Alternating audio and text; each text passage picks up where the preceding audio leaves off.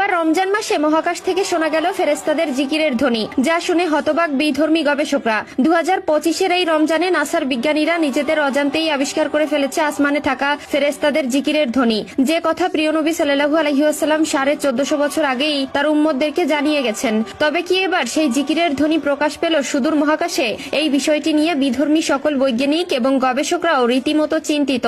উক্ত শব্দের উৎপত্তি স্থল কোথায় তা এখন পর্যন্ত নিশ্চিত হয়ে বলতে পারছে না নাসা। তবে হাদিস ও কোরআনে মহানবী সাল্লাল্লাহু আলাইহি ওয়াসাল্লামের বলা কথার সাথে আধুনিক বিজ্ঞানীদের এই বিবৃতি, যদিও তারা এই শব্দগুলোকে নিয়ে নিজেদের মতো নানাবিধ মতবাদ প্রকাশ করেছে, তবে প্রিয় নবীর বলা বাণী এই শব্দের সাথে হুবহুব সামঞ্জস্য। প্রিয় দর্শক, অবশ্যই কমেন্ট করে জানাবেন আপনি কোরআনের পক্ষে নাকি আধুনিক বিজ্ঞানের পক্ষে, এবং অবশ্যই এই ভিডিওটি সকলের মধ্যে শেয়ার করে জানিয়ে দিন প্রিয় নবীর বলা এই বাণীটিও যে তার সত্যতা প্রকাশ করেছে। চলুন ভিডিওটি শুরু করা যাক। প্রিয় দর্শক, সম্প্রতি নাসার স্পেস স্টেশন থেকে এমনই কিছু অদ্ভুত আওয়াজ রেকর্ড করা হয়েছে যেগুলো শুনলে মনে হচ্ছে বিলিয়ন বিলিয়ন মানুষ একসাথে কোনো একটি ধ্বনি উচ্চারণ করছে।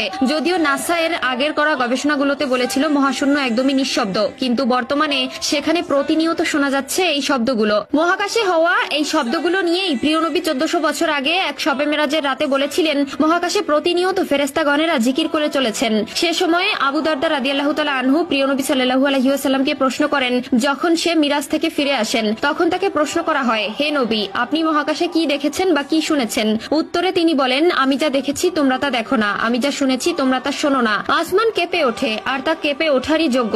আসমানের 4 আঙ্গুল পরিমাণ জায়গাও নেই যেখানে কোনো ফেরেশতা আল্লাহর জন্য সিজদা বা রুকু অবস্থায় নেই। আল্লাহর শপথ, যদি তোমরা জানো যা আমি জানি তবে তোমরা অল্পই হাসবে এবং অধিক কাঁদবে। তোমরা বিছানায় স্ত্রীর সাথে উপভোগ করতে সক্ষম হবে না এবং আল্লাহর কাছে দোয়া করতে করতে ময়দানে বের হয়ে যেতে। সুনানে তিরমিজি হাদিস নম্বর 2312, মুসনাদে আহমদ হাদিস নম্বর 2665।